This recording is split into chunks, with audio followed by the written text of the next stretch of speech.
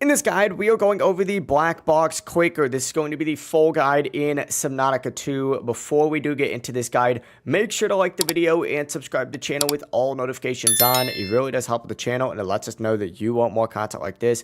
We'd greatly appreciate it. If at any point throughout this guide you did have any questions, just ask them down in the comment section below, and we could help you out further. I'm going to be doing my best to reply to every single comment down there.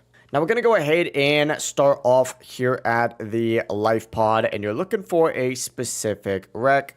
Now the first thing that you are going to do once you're loaded in is actually make your way north from the life pod itself, and you should see this pop up on your screen, essentially kind of indicating that you need to go here if you're in survival. What is making that noise behind you?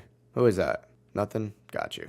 But continue making your way north. It's kind of a long path itself, but once you start seeing this stuff kind of hanging over here, you know you're going in the right direction, because this is what you're looking for right over in this area. It's the same place that you go ahead and get like the room stuff over in here, and there's a lot of other stuff that you can scan in here as well. To get in here though, you need to go straight down to the very bottom, or if you've already opened it, you can go up there as well. But it's easier to just go down here, because once you're in here, you just got to go straight through this path, just like so, and you're going to see the black box just chilling on the ground right here. You got to go ahead and interact with that, and you are good to go. That is the full guide for the Quaker black box. If you guys had any questions, ask them down in the comment section below, and we can help you out further. I'm going to be doing my best to reply to every single comment down there. Before you do leave this guide, make sure to like the video and subscribe to the channel with all notifications on. It really does help us out, and it lets us know that you want more content. Have a great rest of your day, though. Peace.